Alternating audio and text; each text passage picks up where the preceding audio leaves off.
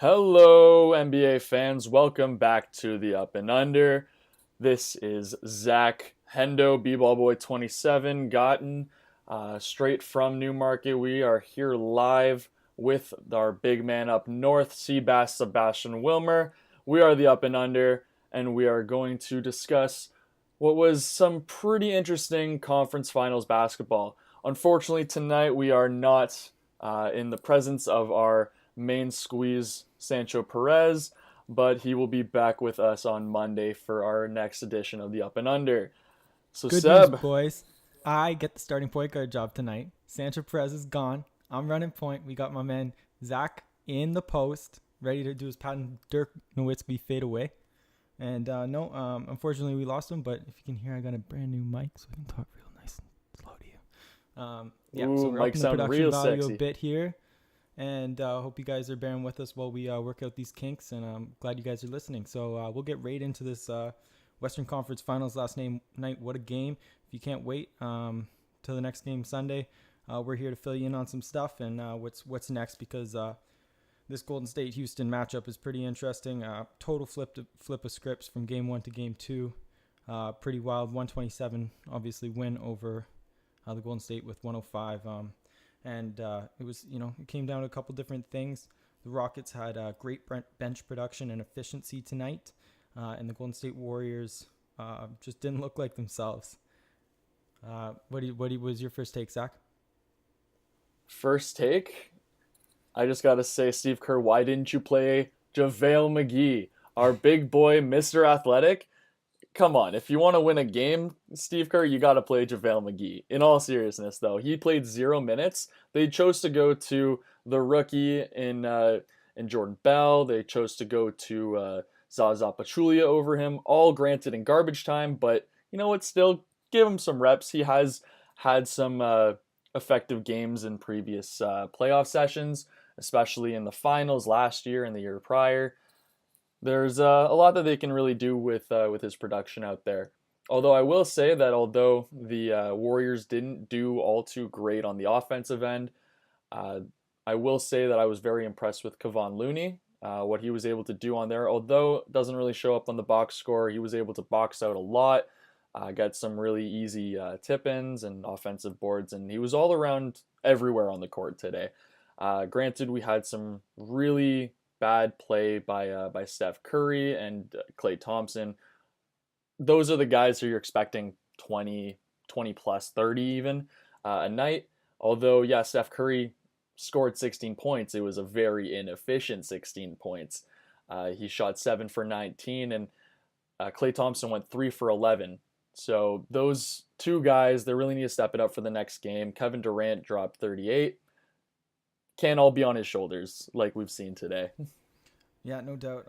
I think a lot of the reason we didn't see maybe Steve Kerr go with some big mans was the Houston kind of going really small, matching up with Golden State and playing a little more of like what they wanted to do, a little more of their own ball, playing small, running the court, and really moving that ball, which was fantastic to watch. It was pretty nice to watch those Rockets move the ball. You see career high, playoff high for PJ Tucker. I mean, albeit he hasn't had too many playoff games, and he's in a great situation now to contribute. Went 8 of 9 from the field, and super efficient alongside guys like Trevor Ariza, 7 of 9, and Eric Gordon, 6 of 9 from 3-point range, dropping 27, and Ariza with I think it was 19 as well tonight. So great bench production, and then PJ stepping into that starting role, producing really well for them on both ends of the court. And I think that was what the Rockets had on this Golden State team coming in was their bench. I felt like they were a little deeper, and they made most use of that tonight.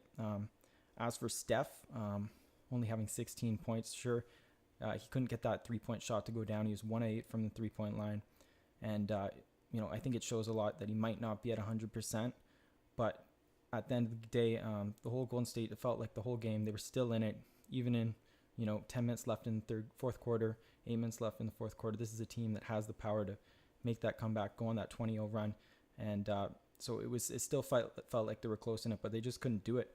And sure, Steph's to blame, but he tried to contribute in other ways. He knew his 3-point shot wasn't falling, wasn't getting his legs under him. He got in the paint, put in a couple floaters, tough shots, but was relentless in his attack. He had 7 rebounds, 7 assists. So, he actually had the best plus minus of all starters, even though he seemed not like his usual self out there. I talk about the Rockets' production off the bench. Absolutely great. So many players. They had 5 players in double digits from their whole team. The Golden State Warriors, guess, had 2 in double digits. You had Steph Curry with 16, and sure, KD with his big 38 points, but this is a guy that was getting the vote from Draymond Green and trying to endorse himself for Defensive Player of the Year this year. 0 blocks, 0 steals, 3 rebounds, 0 assists. He had the worst plus minus of all starters on the Golden State Warriors with a negative 28. I don't care if he dropped 38. And it was nice to watch, but I don't know. It wasn't the same team ball either. And Clay contributing a couple other places. Sure, 3 for 11, 2 rebounds, 2 assists, and 2 steals. Outperforming KD in every other category. And so I got to look at KD and say, sure, Steph wasn't getting his own, and you have to give it to KD and get his own. And they want him to be aggressive, but Golden State Warriors, you expect multiple players, the whole starting lineup, to be in double digits, them all getting their own. And they weren't making those extra passes, weren't getting that extra production. It just seemed like it was a give it to KD, get a shot off, make it happen. Yeah, I believe that the Houston Rockets have two words to describe their W in last night's game, and that is ball movement. Ball movement was unbelievable. These guys, the Houston Rockets, they were trying to beat Golden State at their own game. These are a team that have been built, manufactured even to beat this Golden State team. And you know what? It may just be game 2. The series may still be tied 1-1, but I believe that they can still go. Seb and I, we both know that I've got the Rockets going in 7, so I know this is going to be a long series. So you know what? This is nothing to worry about. The only issue that I can say right now is just how tight that D'Antoni has been keeping their rotation. As you can see right now in the box score, there's 1, 2, 3, 4, 5, 6. 6 guys that had 30 plus minutes in the game. We were expecting a lot more minutes coming out of a guy like Luc Mbah a Moute, but unfortunately, from things we witnessed on the court there, he suddenly dropped off the face of the earth. Maybe it may be his shoulder injury that's kind of coming back to haunt him. But you know what? We expected a little bit more out of him. They really were just kind of leaving him out there on the court. The Rockets, they needed some production from him. They were really only getting production from the 6 guys that I mentioned in the 30-minute zone there. I will say that I'm very impressed by what I saw from PJ Tucker and Trevor Ariza. Those guys came up huge. A quote from James Harden following the Game 1 loss is that I'm doing this all on my own. I'm paraphrasing, of course, but I'm doing this all on my own. I need more production from the other guys. And you know what? These guys listened. They took it to heart, and they came out with a vengeance. They saw their leader struggling, and you know what? They decided, hey, we're going to help you. We're going to do this for our team. We're not going down without a fight. We are regaining our home court advantage edge. But you know what? We're going back to the Bay Area. Hopefully, the series will end 2-2. Maybe they'll win one back away. But you know what? This will be a fun series nonetheless.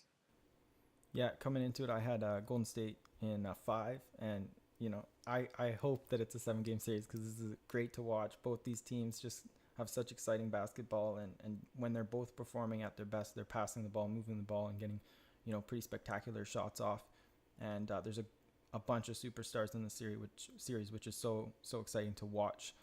That being said, I know you're going to bring up Mbah a Moute, and he's one role player. I don't expect him to be the make or breaker guy. Rockets obviously allowed their players to stay in the game. Game 1, Trevor Ariza was getting in foul trouble and wasn't able to necessarily get the defense he needed. Same with PJ Tucker, wasn't able to get out there and be as productive as he wanted in Game 1. And those are some big guys in terms of pushing the ball and knocking down those open shots, because people tend to leave them open in the corners along with Mbah a Moute, and they were able to knock down their shots tonight, which was really effective. That being said, I don't see Golden State. I felt coming to the series, I thought 5 games for sure. I felt Steph was, I think this was 6 game back since the injury. I felt like they were really going to find their own this series, and obviously last night wasn't what I expected in terms of that. I think that Steph, healthy or not, he's not gonna put anything out there like he is, but they're gonna find a rhythm somewhere in this series, and once they do, I don't think the Rockets have a chance. You know, when you have Steph, KD, Clay, all going at once, it's pretty good. Draymond also had 5 turnovers today, a little bit unlike him. He's usually a little better of a ball protector, and he wasn't knocking down shots as well. But you're gonna have more production from the Golden State Warriors for sure, and I think that series is definitely going to turn around. Mhm. Maybe I'm just kind of looking into it a little bit too deep right now, but looking at the plus minus from our starters on the Golden State Warriors, can you take a wild guess at who do you think has the worst plus minus? Oh, I know. It's KD. He was 28. He scored 38 Exactly. points and 0 assists, 0 rebounds. He did nothing but score. And I mean, you know, that's what you want from him. You want to be aggressive. But like I said, this guy was getting votes at the beginning there for DPOY, and you know, he didn't produce in any other category. Steph, you know, out rebounded him by 5. Sorry, four rebounds. It was Steph had 7 rebounds, to KD's 3, and KD had 0 assists, and Steph had 7. You know, sure KD was producing in points, but KD's got to get that ball, got to initiate the offense, and they were giving it to him on the offensive end, a lot of half court sets, but I don't know, just Golden State basketball. It seems like that ball needs to move from everyone's hands, and we need to see multiple players get going. And Yeah, I see, for a bona fide 7 footer and Kevin Durant listed as 6'8", 6'10", who knows what his real height is? If I'm getting out rebounded by a 6 foot 5 to 6'8" anybody, Steph Curry even, I would be ashamed of myself. Kevin Durant, you're tall, you're lanky, use your height, use your advantages, use your God given talents to do what you can do best. 38 3 0 0 0. That's like a stat line that's only acceptable by Kyle Kuzma. Like, this is a crazy stat line for a past MVP, for a potential, well, not a potential MVP this year, but if he goes to the finals, there's always in the conversation for a finals MVP. This is just not the game that he was made to play. Of course, he scored 38 points, but you know what? The team also was lacking. Uh, Quinn Cook played 5 minutes of garbage time and scored. He was the fourth highest scorer on the Golden State Warriors, and he played 5 minutes of garbage time. So he doesn't even have a picture on the NBA like .com. It's just the, is it the G League picture? But no, it's the NBA logo. That's his photo on the box score.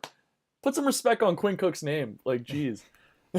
well, I mean, this is the thing. I think Rockets are a lot deeper, but the Golden State starting lineup's got to be deadly when they're out there. And you have to get everyone involved. Everyone has to get, you know, you got to have more than 2 people in 10-digit scoring, 2-digit scoring or more. Uh, you know, not to take away from KD, his scoring was spectacular. He was putting moves on like guards, getting to the basket, and 1 fouls. And then, of course, his just in transition 3-point shot, daggers, and he had all cylinders going on offense. Rebounds, you know, Rockets shot 51% from the field. You know, how many really were there, but still, I expect a little more from KD on at least the defensive end. And Steph Curry, you know, even though he's going to be the scapegoat for this game, only 1 of 8 from 3-point shooting, wasn't necessarily himself. I think he's going to turn it around. With or without this injury, you're going to expect these Golden State Warriors to score outside of that. But I think it starts with a little more ball movement. So, question just out to you. Right after the game, following Stephen Curry's abysmal stat line that he put up, although it's 18 points, I don't understand how that's abysmal. The reporters were asking him if his injury and coming back from the injury in the middle of the second round, if that really affected his play in this season, or not season, in this series, I should say.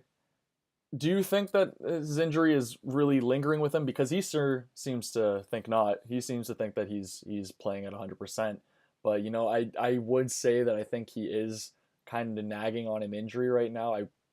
All players aren't going to really admit it because of course they're going to go and exploit it. But do you think he's hiding something?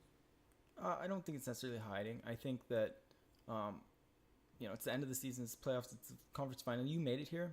Pretty much everyone on the team is beat up. You got some pains and aches, and I think they were pretty safe with Steph. They gave him some time off. They didn't need him back, and they brought him back. And I felt like 6 games in, he'd be in rhythm by now. And, like I said, I think he's going to turn it around, injured or not, next game. Is he at 100%? I don't know. 6 games back, it takes a bit to get in rhythm. But I feel like they're gonna find a rhythm as a team this series, and it's all gonna work out. But I think he's probably playing with not quite at 100%. But we've seen this with guys like Kyle Lowry a couple of years ago, his elbow, and it's just pains and aches, and it's gonna happen, and there's no complaints, and there's no excuses for these guys. Might hear about it later, but I don't see the Golden State losing this series. Yeah, after the fact. Another thing to note in the coaching, the matchups that have been shown from Steve Kerr and from Mike D'Antoni is the option from D'Antoni to bench Nene. He got a DNP-CD, playing 0 minutes. What we saw in game one, there were a couple possessions where Nene was trying to cover Kevin Durant up at the top of the three-point line, and man, he got roasted. So I think D'Antoni saw that, and you know what, pulled. I will say that this is probably a good move for him. Going small has been a good. It has looked good for the Rockets, but you know what, going small for both teams. Do you really want to run with the Warriors? Running with the Warriors has almost been called just game suicide. Like, do you really want to put yourself up against that? But you know what? We did. I'm a Rockets fan now, but they were able to go up, push the pace, and even too, like the Rockets, they apparently, well, as we saw from game two, there was a lot of ball movement. There was a lot of just passing and getting wide shots open. But the funny thing is that they had just as many, if not, well, they actually had one more ISO possession in game two than they had in game one. They had 46 to the 45.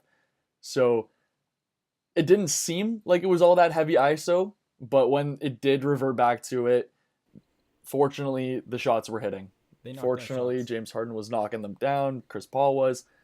And you know what? Maybe if we had the same game in game two that we had in game one, completely different story, you know? Totally. Rockets brought a little more intensity. I watched Eric Gordon make some crazy 3-point shots off of like 10 dribbles, step back, hand in the face, and that's what I come to watch for. I think that's what we all do. It's fantastic, but yeah, it totally can flip the script. I felt, we'll go back to Steph Curry here, because obviously this is going to be the talk until the next game here. And Kevin Durant with 38 points, they got him involved early, and he just ran away with it. And like I said, they were in the game till the end. It felt like Golden State was within a reach, and you weren't going to feel comfortable with that till the last 2 minutes, but because they're that lethal. Being said, it didn't feel like Steph was involved like he normally is, and I mean, he's been out a lot of the season and hasn't been able to maybe get even a rhythm with this squad. But I felt like Steve Kerr maybe next game will come out and run a couple more plays to get free Steph open and get him open, because there was some good D on him denying them the ball, but it was kind of like give it to KD and let it happen. But I think they need to run some plays for Steph Curry and get him involved, get him feeling confident, get him in a rhythm, and then I think it'll all fall around him, because he demands so much attention when he's knocking down his shot. I will say that over the course of the game, it did look like the Houston Rockets were really pushing the aggressive tempo towards the Warriors. Kevin Durant, he tried to kind of match the intensity, but the whistle wasn't really in his favor. He got into some foul trouble, not necessarily early on, but he ended the game with 5 fouls, and eventually at that point is when Kerr yanked him. I think that's how they have to play the game. I think they have to really just piss them off so much that they're just trying to just grind it out really aggressively. And we all know that Chris Paul's great at that. We all know that James Harden can really get into someone's teeth, really just bug them, really pester them like a fly. So, the Rockets are doing it well. They're doing their game. They came in and they executed really well. I do not see this kind of game from the Warriors again. So it's going to be a long series. No, absolutely. It'll be great to watch. Like I said, I hope it goes 7 games. I'd love to see as much of this as I can. Felt like they were really Houston Rockets were really attacking these guys on the offensive end. They were going at Steph, whoever was matched up against him, taking it to him. I said I expected Steph to drop CP3 a couple times, but in these 2 games, it's been the other way around. And We saw the other one, yeah. I expect Steph still to come back and go at CP3. It's just I think that this is going to be a game by game series, and I hope you're right about the 7 games because this is really great to watch. But Man, I think you're really downplaying Chris Paul's ankle breaker there, man. He didn't just drop him; he went sliding.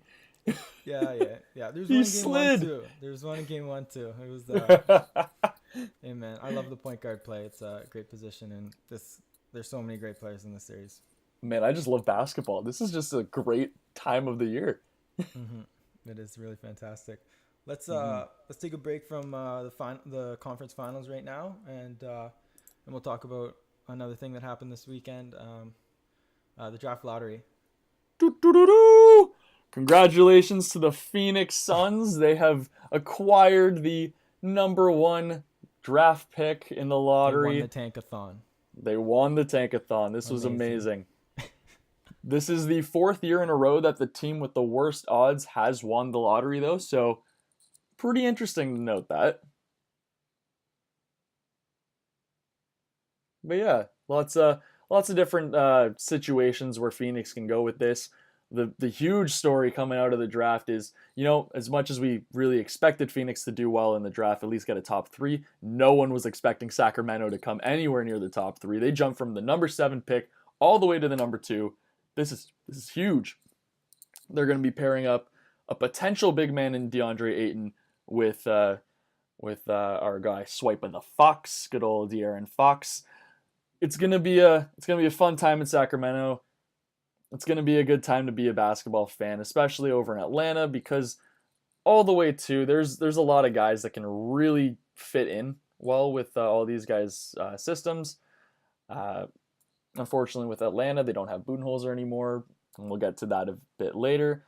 But yeah, Phoenix, Sacramento, Atlanta, those are our winners of the draft lottery. Let's discuss it. Yeah, it's pretty interesting.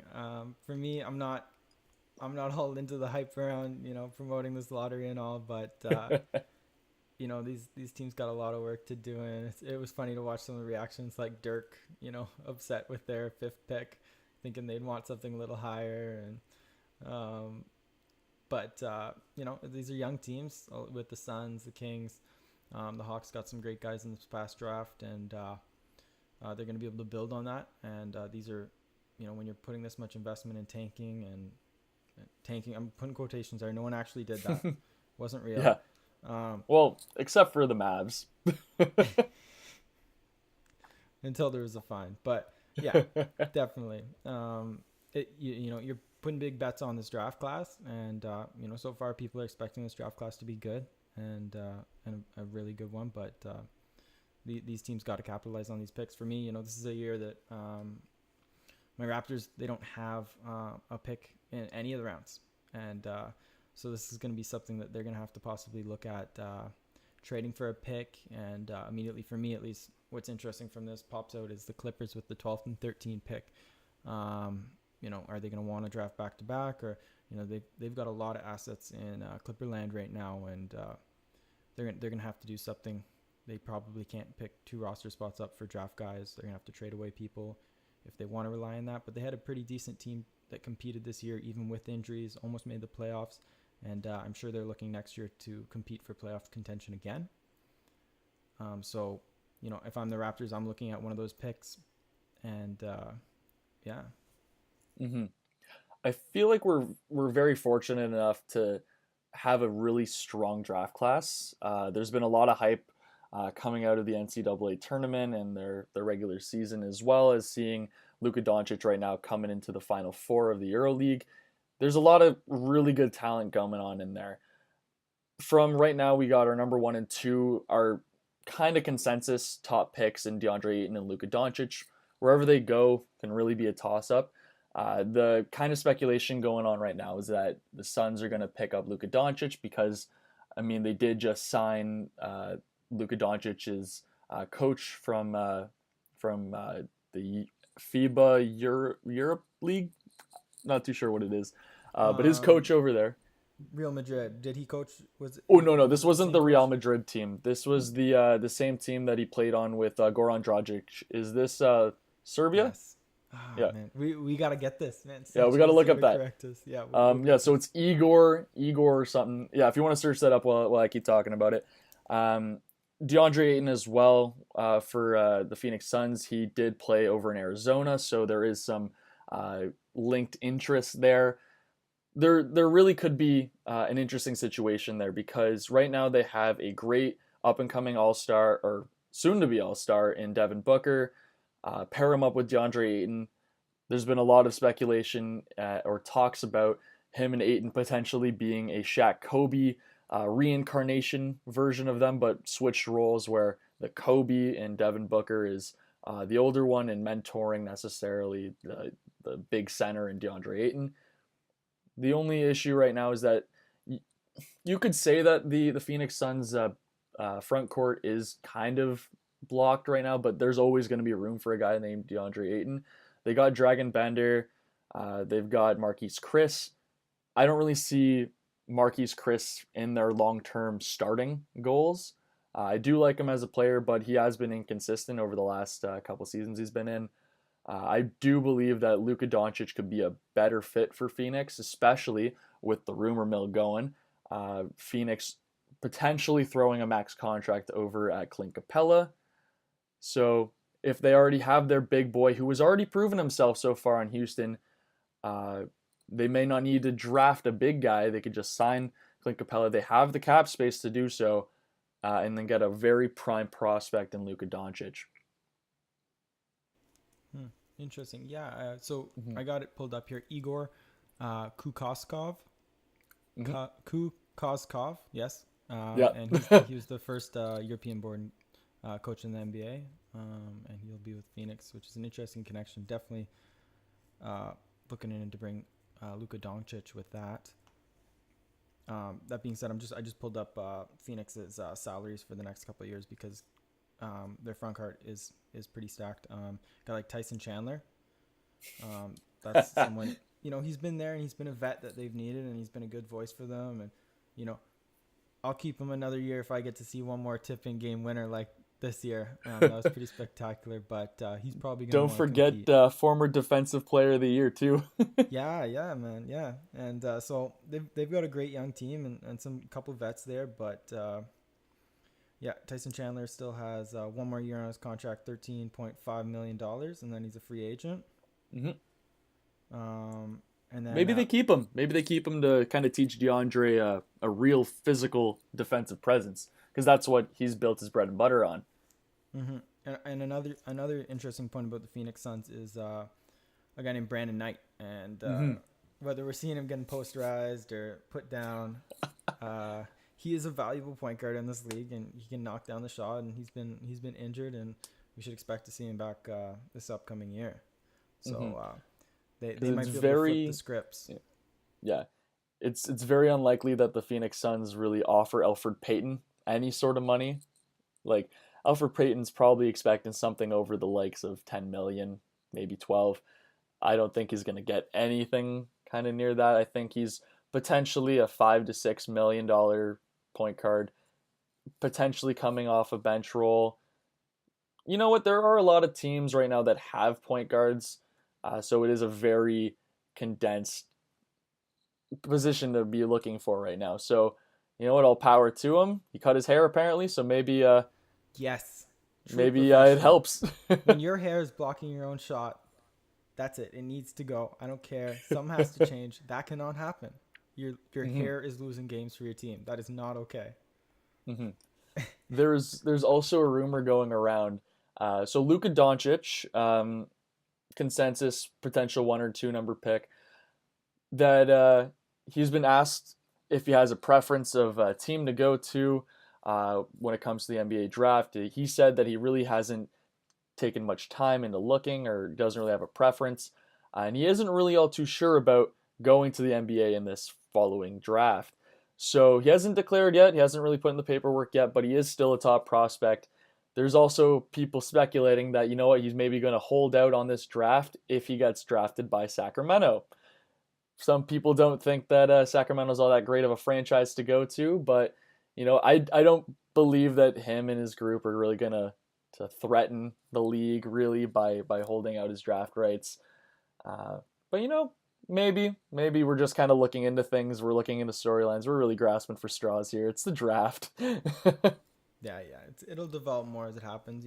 There could be injuries. There could be a lot of ifs and buts that happen before this draft. That being said, there's some issues with Sacramento's front office and their management for sure, but they've got a really good young team right now, and they made some moves to get some picks last year, and Willie Cauley-Stein's a great center to have play the power forward as well.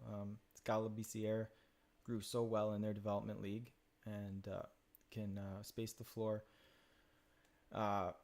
Fox is a pretty poised point guard who has amazing speed, and I think they're a good young team. And if they continue to draft well and bring in a couple vets here and there, they're going to be able to have internal growth.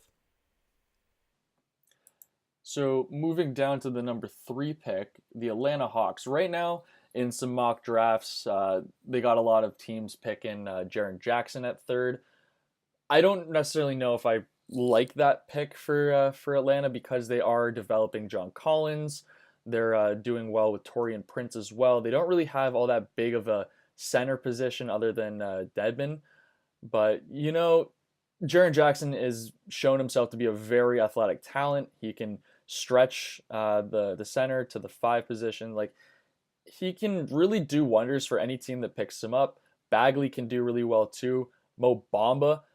I really think that right now, if they're trying to, with this drama going around with Dennis Schroeder in Atlanta, they may look to trade him for some assets and potentially pick up Trae Young. Trae Young, potentially, he's the top looked point guard right now. Great shooter, can be a little bit of a liability on defense, but you know what? He was averaging 27.8 points in NCAA. Like, that's relatively unheard of. Why wouldn't they go for that if they're already losing their starting point guard and are continuously in this kind of rebuild stage? Yeah, I think that's a definite possibility for Atlanta. You look to Trae Young, Dennis Schroeder. There's some issues there. I think he wants to win, and Atlanta's still very young. All these teams are very young, and you're looking at potential. And I think Trae Young is a guy that's ready for the moment. He's going to embrace the moment, whether he's missing shots, making shots. There's going to be rookie slumps, rookies up and down, and I think Trae Young is ready for that moment. Even if you have him this year as a backup, you can have Dennis Schroeder at the shooting guard spot as well, and interchange him. I think he's a really good option for the Atlanta Hawks. A lot of mock drafts have him at the 5, 6, 7 spot as well. So he's a guy that could easily jump. Yeah, one guy that's been getting a ridiculous amount of traction right now over the NBA Reddit and Twitter is Big Boy Mo Bamba, Mohamed Bamba. He actually set a NBA combine draft such and such record with the largest wingspan in the NBA, with a ridiculous wingspan of 7'10" and a 9'7.5" standing reach. 9'7.5" standing reach. That is unheard of. Just imagine. Potentially, he's ranked right now going to the Mavs. Imagine the lobs coming from Dennis Smith Jr. over to Mo Bamba. That could be amazing. Yeah, he has the potential for sure. It's interesting to see what will happen with him there, but I don't know. The Mavs have needed a center. They have a guy named Nerlens Noel there right now, and he can play the 4 as well. So maybe they look to draft. They haven't been able to get the free agents they want with that whole DeAndre Jordan drama a couple of years ago. But that's another guy we could see move, and I'm sure the Mavs will maybe take another stab at him this year. Maybe they can come up with a trade to bring DeAndre over from the Clippers. So a lot of this draft, these draft picks are going to determine a lot of these teams' off seasons in terms of what they're going for. But Dallas Mavericks generally draft within and develop within, so I wouldn't put that past them. Obamba, I think, is probably a Mohamed Sorry, my apologies. Is probably a solid at 5 to the Mavs. I'd agree with that. Hmm. So we've kind of talked briefly about winners of this draft. Do you have any potential losers of this draft lottery? Uh, I'm not sure. I'm not sure. I think that it's going to be a deep run, and it's going to come down to scouting, and there's probably going to be some sleeper picks. A lot of the previous years we've seen a lot of guys come later in the draft that have performed really well. You can look at a guy like Donovan Mitchell, Raptors drafting Pascal Siakam, Norm Powell, although he didn't have a great year. There's still a lot of depth and a lot of picks to be made. At deeper positions. So I don't have any real losers. The losers will be whoever one of those tanking teams if they get nothing out of something here. Because a lot of these teams were, this past year was just to get a shot at that pick. So we'll see what develops, but they're gonna all have to take advantage of where they're at. Yeah, inside the top 10 of the draft lottery here, there really isn't a very noticeable loser, necessarily because of the talent. It's been so stacked. This is a really good year. The talent's just getting better and better. But outside of the 10 top picks, I will say that my number one loser is Luke Kennard. After we saw the Detroit Pistons lose their number 12 pick to the LA Clippers, man just seemed destroyed. He seemed devastated, man. But what else could you do? He just gave a blank face and was like, deal with it. Yeah, He took it like a champ. Clippers really lucked out there with that 12-13 spot. Hmm. They're going to be able to get some value for that pick as well. And Pistons will probably have to trade for a pick in the first round this year. They're gonna need some internal development. Hmm. I just think that it's a little bit of insult to injury having Luke Kennard be your draft representative after they missed out on Donovan Mitchell. They probably told him not to come back. Stay there. Stay Better there. luck Stay at this the year. draft. Yeah, Oh yeah. man. We want our pick back. Hmm. We want Donovan. Yeah, tough stuff. Tough Hmm. stuff. But yeah, that's the draft lottery. Of course, the draft is coming up at the end of the NBA playoffs, so we'll be looking into that. We will cover that as well here at the Up and Under. Now we're gonna take a bit of a detour back towards the playoffs, and we're gonna go and discuss what on earth is happening in the Eastern Conference Finals. Has the king been dethroned? Is anything else gonna happen to his legacy? Let's discuss that. I love it. I love it. It's so great to watch. I mean, not necessarily his legacy, but LeBron James, obviously, the stat line and the many memes to come with it. 42 points, 10 rebounds, and 12 assists. And we got tons of memes of him yelling at Jr. Tristan, where are you? I mean, and he, to be fair, he didn't get much production from his teammates. That being said, he asserted himself in the first quarter with 21 points, and what a spectacle to watch him stepping back with, for threes. Every shot was a heat check, and he made it. Um, and but surely you weren't expecting that to continue for the rest of the game. That being said, Celtics seemed like they were in it the whole time as well. They were in striking distance. The lead never really got out of hand. It always was floating between 7, 6, 5 kind of points. The highest being 11 for Cleveland, and Cleveland just kept playing their game, staying level-headed. And then for me, it was a tale two halves. As soon as that second half hit, they kept playing, and the Cavs just couldn't keep it up, and the Celtics ran away with the lead. And I'll just do the two-half breakdown. Second half of the game, Celtics outscored Cleveland 59-39. So no defense there by Cleveland, and no offense either. So No defense from Cleveland? Wow. 59 points. I know. It's been a same old movie for you, Sancho. Same old movie. Same no old defense movie for your Cavs. Okay. Celtics really showing their authority this game, staying level-headed. All these young guys, just no fear, absolutely, and they're taking it play by play. Great defense by obviously this Morris versus LeBron thing we got going on game 2. While Morris was defending LeBron, he only had 6 points, 2-8 shooting, and 2 turnovers. So that's another one that's fun to watch. Biggest note for me is I got to look to the biggest guy in the box score again, similar to the KD comparison. KD not doing great for his team, even though he had 38 points.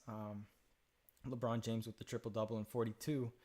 I got to look to, last game I said LeBron needs to come out assertive, get in the paint, score, get Boston Celtics in foul trouble, and that'll open up for his teammates. And so it was a little bit puzzling for me when this last game I saw him come out, do that exact thing, not necessarily in the paint, but stepping back, hitting a lot of shots, asserting himself, and but his teammates weren't getting involved. Sure, he had 12 assists. His whole team had 6 combined, and in the second half, besides LeBron James, there's one other assist from the Cleveland Cavaliers. And what that tells me is that it's LeBron creating, passing, and then that person making the shot or that person missing the shot. And yes, that's how Cleveland's been playing. It's always going to play with LeBron there. He's your point guard, and he's your playmaker. And the thing about LeBron is he has that vision, and I expect him to get in, kick the ball out, find the open guy, and knock down the shot. And you can say that his teammates aren't producing, which they aren't. JR, where are you? But it also tells me that there's no second pass, third pass. And, I got to blame it on LeBron because he's that guy. He's the mind of the team, the coach on the floor general, and he is the key to everything for the Cleveland Cavaliers. And usually when you see him play, he's 2 moves ahead. He knows that when he passes the ball to Kevin Love, it's going to find out the wide open J.R. Smith, or it's going to find Korver. And he's not necessarily getting that initial assist, but he's getting that hockey assist. And we didn't see many of those hockey assists with that Eastern Conference game. So, LeBron with the great stat line and the 12 assists, I just felt wasn't a great facilitator. And it felt like he was just going down the floor, initiating the offense. And that wasn't the 21 points in the first quarter wasn't going to continue for the rest of the game. And the Celtics just kept playing, and they overtook them in the second half. Mm-hmm. So a quote here from our vanishing act, J.R. Smith. He's thinking exactly what we're thinking. Quote coming from him: "We're making Braun play hero ball. We got to help him." Well, no, duh. Basically, Exactly, J.R. it was hero ball. Yeah, it was exactly hero ball. Like LeBron would go bring the ball up some of the plays, or even just get the ball 15 seconds into the shot clock, and then have to be the guy to initiate some sort of an offense. He's going in trying to barrel into the paint. They're trying their best not to help off too much because we know how great a passer that LeBron James is. But, the defense of the Boston Celtics has just been unparalleled. This has been a great Celtics team to watch, but you know what? This has been also in Boston. We've seen Terry Rozier play not horribly, but play like a completely different player when he's playing away from home. Boston in the Garden has been a fantastic place for all these young guys to develop to. They're confident. They're really booming and blooming into their own as potential superstars. Paul Pierce is even giving Jason Tatum major praise, saying that if they're comparing him to Paul Pierce, comparing Jason Tatum to Paul Pierce, then you know what? That's going to be a great legacy for him to build upon. Jason Tatum, I believe, is going to be a great future star. Him put with Jaylen Brown, and we even got Kyrie Irving and Gordon Hayward coming back. Like, this isn't even their final form. Like, they could be so much better. Is this a good or a bad time to be a Raptors fan, man? Like, it's been a great series to watch, but on the back of my head, we're playing this Boston Celtics team next year for the Raptors. Oh man. Yeah. They're gonna be trouble, and they are trouble. I mean, I don't know how if they make it through here, if they're gonna perform in the finals, but they sure are gonna fight. And the way the Cleveland Cavaliers are playing right now, they don't deserve to win the series. I mean, Celtics are playing defense without fouling, and are getting up into these guys and just making it tough for everyone. And the Cavs just don't have any rhythm. It's exactly LeBron James coming down playing hero ball. 12 assists or not, I'm hating on these assists. The team Cavs had in the second half, it's a tale of two halves. I mean, LeBron went off in points in the first and kept them in the game. If that wasn't there, Celtics would have had a blowout by halftime. LeBron keeps up, has another 6 assists in the second half, one for the rest of his teams. The Celtics had 13 assists in the second half between 5 people. I mean, that is ball movement. That is team play. They are playing better team basketball, and that's gonna result in the win at the end of the day. Yeah, and it's like sorry, sorry, go ahead. continue. You got it. You go ahead. It's not even like the Celtics are really having a star player. They're playing by committee right now, and they're really dominating. Their top scorer on the team was Jaylen Brown with only 23 points, and I say only because the next highest scorer was Terry Rozier with 18, Al Horford with 15, Marcus Morris with 12, Marcus Smart with 11, Tatum with 11. This has been an all-around team win. They deserve this win. Like, these players don't get enough credit for how well they're doing. Yes, Brad Stevens has brought them into a great system. They're doing amazing.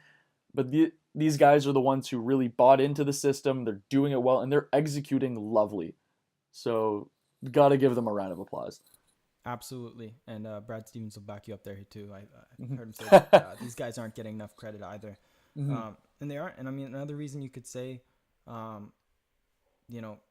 23 points for Jason Tatum was because if, he played the way LeBron James played, he probably would have had a 30 plus.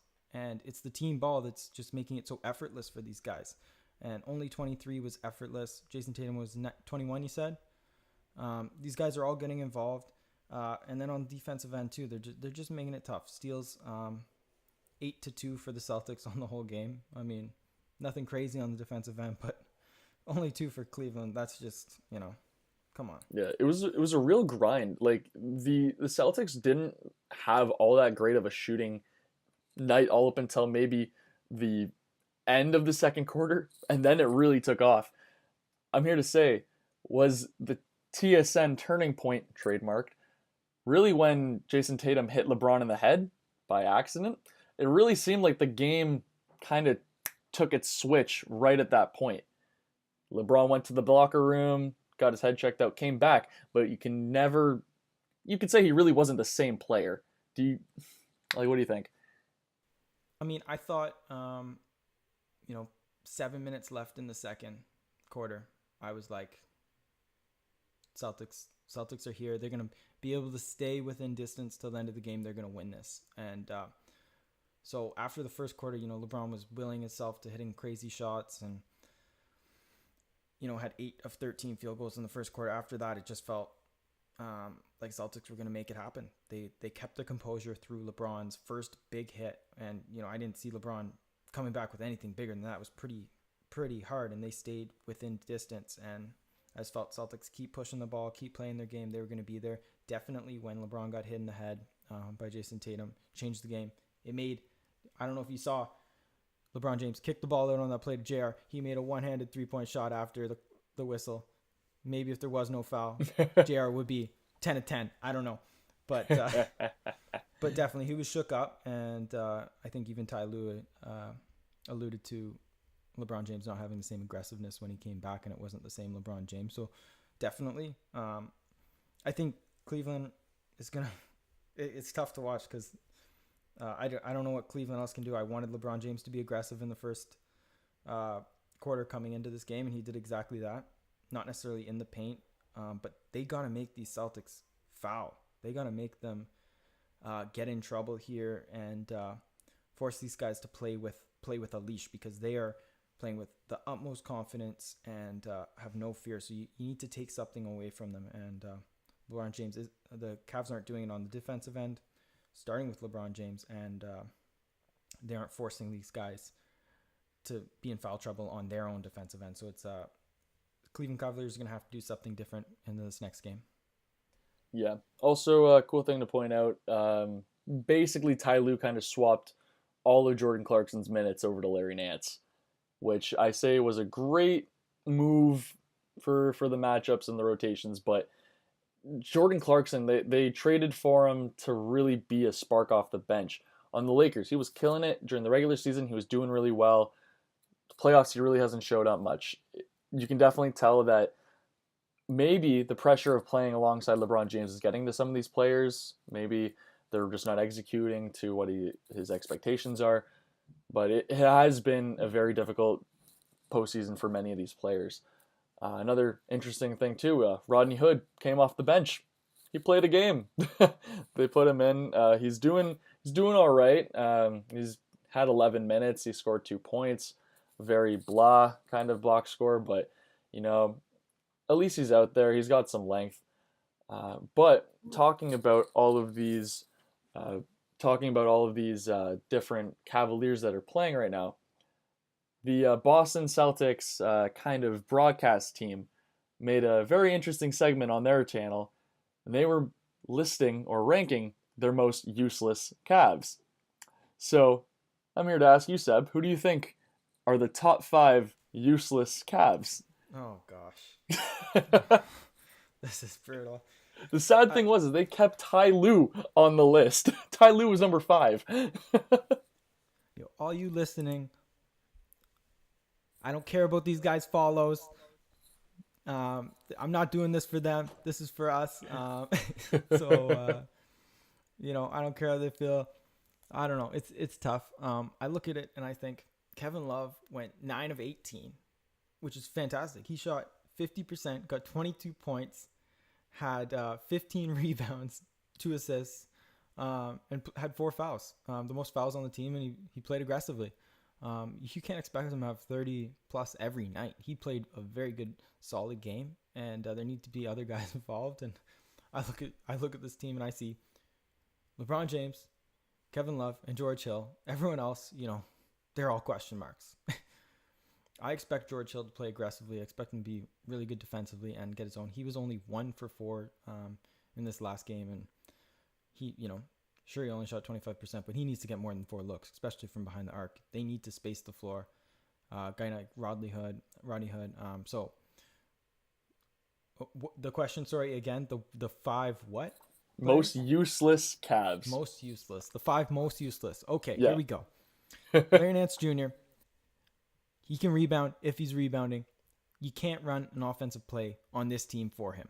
I mean, you can do a little pick and roll, lob it up. But Boston, when you have a guy like Al Horford, these are all matchup based. Al Horford, is going to get there. So I got to say Larry Nance is a terrible player for this series and for this Cavaliers system right now. So I'm going to go Larry Nance.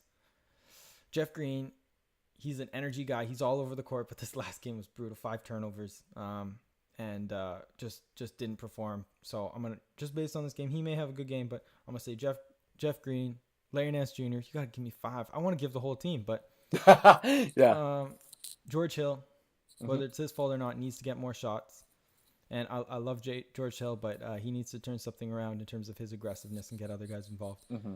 And so there we got 3. I'll give it to, sorry, Sancho, my man Jose Calderon.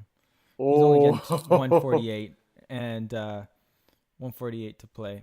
And I was shocked Jordan Clarkson didn't get used in this past game, because the previous 2 games, he seemed like when he came off the bench, he was one of the only aggressive guys that looked to score and create on his own. Other than that, it's all revolving around LeBron James. So I'll let Jordan Clarkson live another day.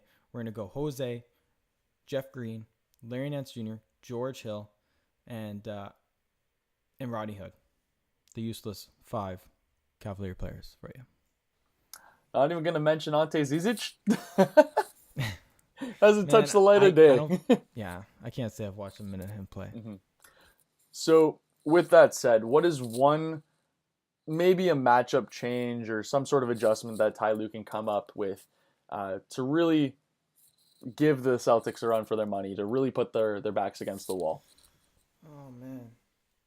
I think that, like I said, I look at the Cleveland Cavaliers and I see LeBron James, Kevin Love, George Hill as the only guys that really should be constants.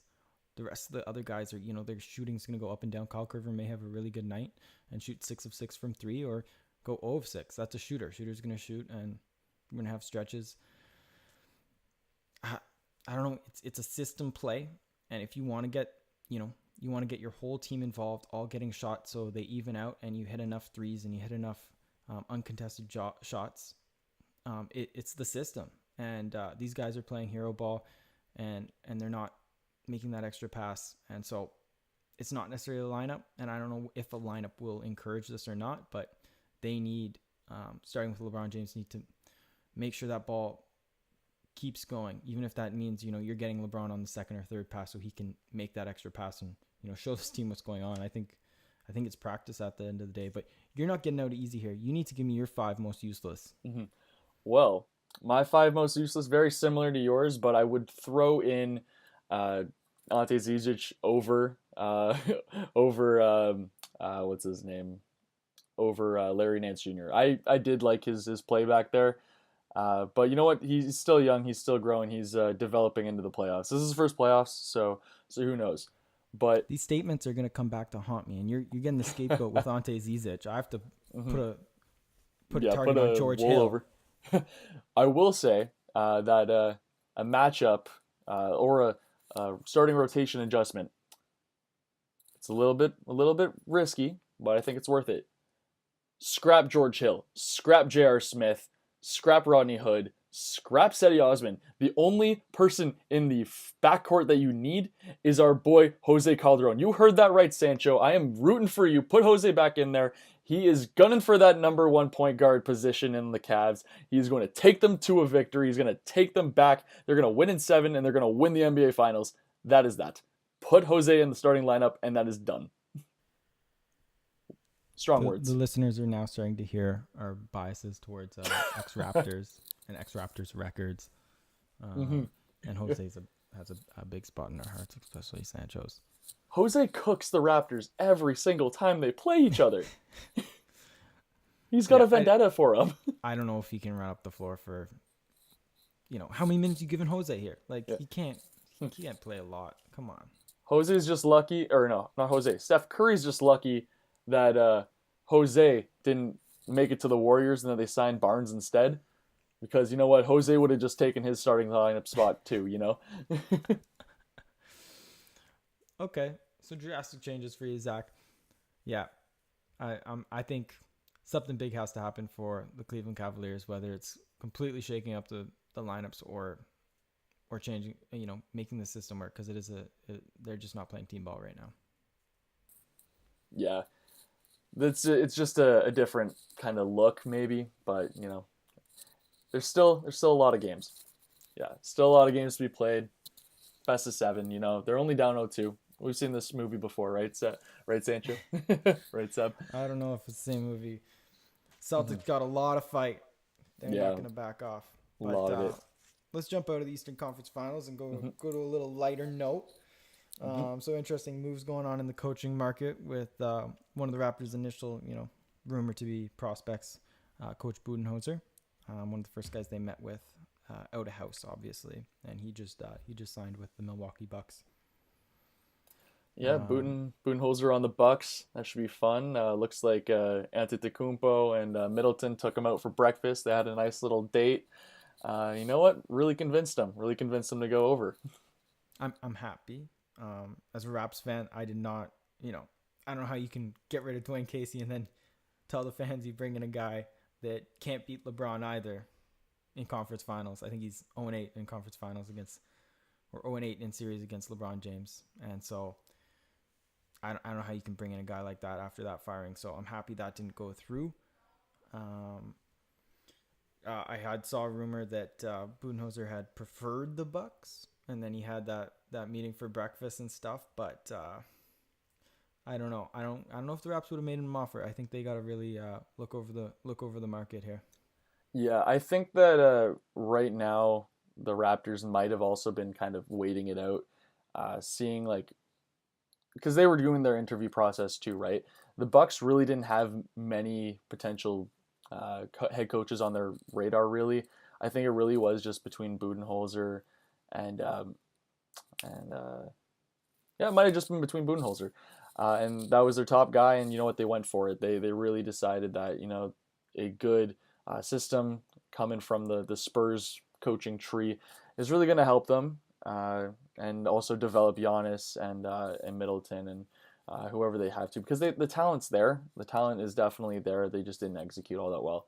A lot of people are saying that head coaching DeMar and Kyle is. Are they really going to win in the playoffs? We sure hope so, but some people just are very against it. I like to believe that Masai just didn't send out an offer sheet to Budenholzer at that point because the rumors were, I guess, kind of clear that Budenholzer was one of their top options. But you know what? He got picked up, and from our biases, it definitely, to our opinion, it's the better deal for the Bucks, and maybe a better coach is on its way. Stackhouse. I like internal development, but we talk about Raps.